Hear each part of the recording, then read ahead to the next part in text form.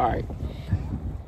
Shalom once again. We're still on Mars Hill, and I just had an opportunity to preach from here, and Huldah. So I've had the opportunity to preach in the Jordan River, or at the Jordan, and also Mount of Transfiguration, and now on Mars Hill, and the Sea of Galilee. Most High taking us through those very historical places, because I believe this is the awakening. After the message, Huldah and I were in conversation, and I was like, you know what, we probably need to record this. So tell the world what we was discussing, Huldah. So I was just sharing with Yosh as he was doing the message. Two things popped into my mind, and well, three. So the first was the way that Paul appealed to the Greeks using their existing knowledge base, and how he told them, like, you guys are working too hard. Yah, the Elohim of the universe, is not asking you for this. He's asking for you to worship him in righteousness, and this is how you do this. You are building these places and creating your own gods, and it's not real. It's not anything that's going to secure you in life and in the life after this life. And so he tells them, like, if you worship Yah, it's one. You only have to appeal to one Elohim, and you only have to do what he says to do, not all these little gods and this patron of this and this god of this and this god of the underworld, and then it gets just too confusing. Right, and another thing that they were always worried about here was death. And so because they didn't really understand, they were afraid to not worship a particular God who may be the one of judgment. And that's kind of the one Paul said, well, the one that you don't know about, the unknown one, he's the one you're going to have to face. And he basically, you don't know anything about it. You have no clue. But he said, I'm going to preach to you him. I'm going to tell you him. I'm going to tell you him. And then Dionysus is the one of all the people, one of the most powerful men in Athens, heard the message and was like, whoa, it makes sense. A lot of people that are still caught up in religion, that doesn't mean that they're not still searching. They just need someone to bring a truth that they can search out, so that things will start clicking. So the second one was the Bereans. And so it mentioned in Acts chapter 18 in the beginning that Priscilla and Aquila ended up in Corinth after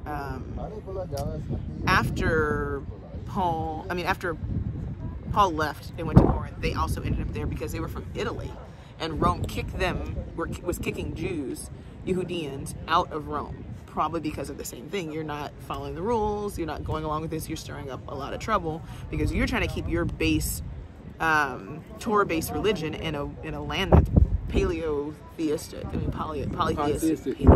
polytheistic. And so they kicked them out. So that's how they meet up there. And they were Jews. And so we mentioned the Bereans, who were a group that lived in Berea, and they were Jews. They weren't Christians. Christianity hadn't came around yet. Yeah. So it shows you that there were groups of Yahudian living here, and not just Jews. I mean, not just Christians living here who Paul was preaching a message to, and then they were converting. By the way, let me slow that point down. I want to slow this down and make this. There's no such thing as Christianity. When Paul came here, there was no such thing as a Christian. There were only people who followed the way. There were only people who followed Hamashiach and following Torah. There was no Christian church. There was no New Testament. There was no Easter egg hunts. There was no first Sunday services. There was no. There were Easter egg hunts, but they were in pagan. There was none of that. There was like I said, there was no Christmas. There was no Santa Claus. There was no Sunday worship. There was no. So you have to get the idea that there was a Christian church here that was studying Christianity. Like they weren't worshiping Peter and Paul and John. No, in that context, right. It wasn't that. You had Yahudian who had. They had like Torah. Peter, the same people Peter preached to, right? When they came back during the, well, not the same exact people, probably, right. but the group that came back after the resurrection and after the ascension of Hamashiach, and he preached at Pentecost. That group, those people where he named all those places those people were at, they were from these regions. So when Paul goes out and he's preaching, he's grouping up with Yehudim who already know Torah. And then as he's teaching the message, and he's going to places like Mars Hill, and he's going to places like Corinth, and teaching in their central cities, you also have people who are non-Yehudim who are hearing these messages and then joining with the Yehudians who are in that area, thus converting them, in a sense, from paganism, from polytheistic worship into a monotheistic worship under Torah and believing in the Mashiach. Exactly. So this idea that, like, this idea of being Hebrew and following Hamashiach being like a new thing is not new. That's exactly what Paul preached. He never taught a new message. In other words, how would the Bereans, that's why I mentioned it in my introduction, how would the Bereans have any material to research what Paul was preaching if he was starting some new religion? That makes no sense whatsoever. They would not have had a Christian literature. They would not have nothing. They had only Torah.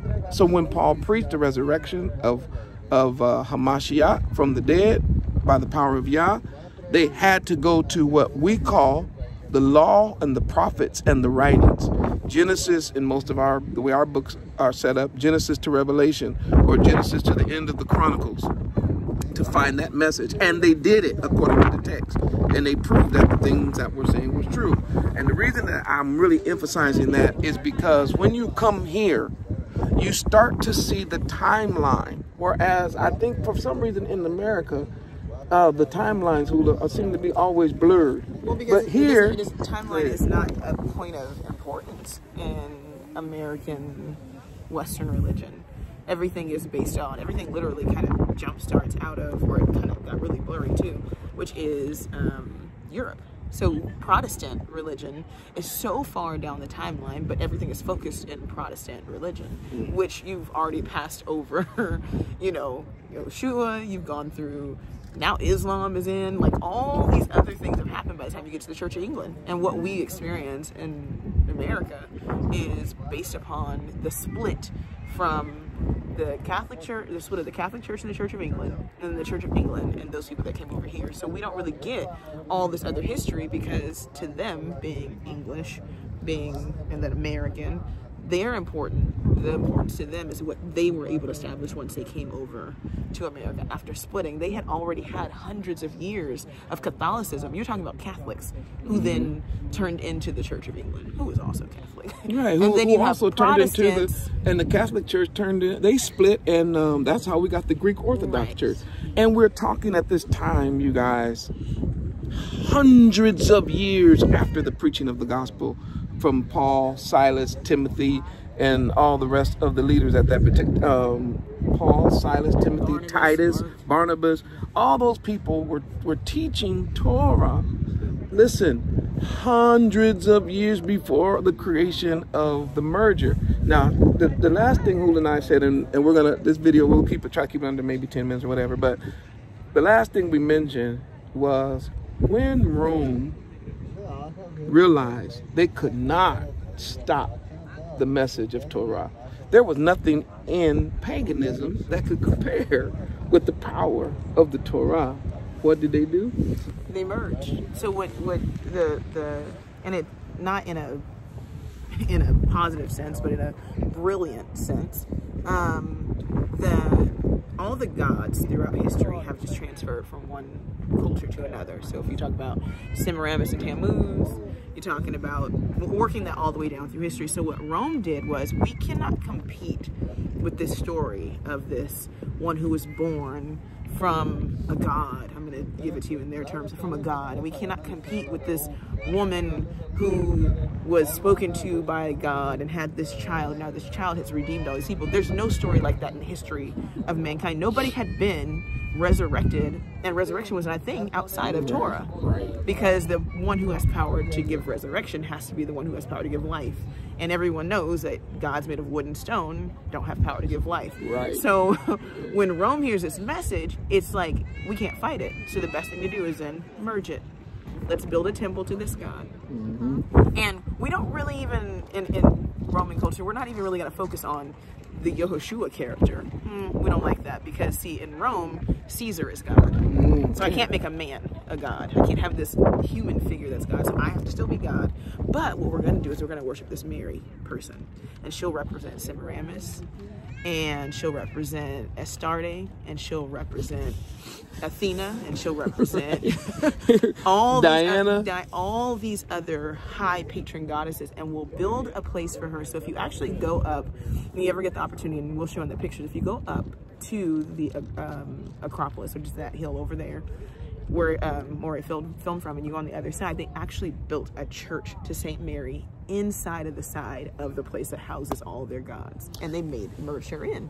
That's what Rome saw as a solution. And then if you look at the Roman Catholic Church and how it has consistently gone over time, that has become that thing. So you never get a grown man Yahushua that redeems. You always get Mary, woman, with this baby, and they keep him in the context of that baby because it keeps him small, makes her to be worshipped, and it makes Caesar or whoever is the god, the Pope or whoever, that's your main focal point. Yeah, well. So that's why they always just want him to be sweet, sweet little baby Jesus. They already know, because the root of Torah is that Hamashiach comes to judge. So he's not here to just, like, I don't know, to get Christmas presents or something. He's here to judge the world. He's the final judgment of Yah. He's actually Yah's arm of salvation, and he's also Yah's arm of judgment. And of course, the people who want to live without that knowledge, even though everybody at one time knew that death was coming and they knew that judgment was coming, they didn't understand that. So when you start teaching resurrection and the one that's going to judge is this one, then that starts to make an impact. So, of course, they said, we cannot get rid of this truth. By blending it, we can keep it going and we can make money. And that's a whole nother subject for another time. But, woo. Do you think Paul left right when it got cold? He's like, you know what, I'm going to preach today because it got cold here and I'm out. And you know Paul's a brother. That's my cousin, right? So yeah, I know he's feeling what we feeling. So we're gonna get down from this hill. But we got another video we got to put up. We're gonna do a same kind of discussion like this.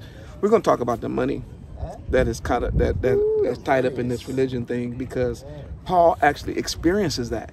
That's another thing that's in our Bible. He experiences what it feels like to be attacked, because when you preach this message, it starts to devalue all these little trinkets and stores. But that's another message for another time. But thanks for at least watching this one. Shalom to the kids at home. Miss you all and everybody in the ARK. Can't wait to get back. I told our Rabbah for y'all making this possible for us to even do this. It's your support. You already know that. I say it all the time. Your continued support to help us keep studying and learning and digging so that we can then get it to you. All right, one love. Shalom.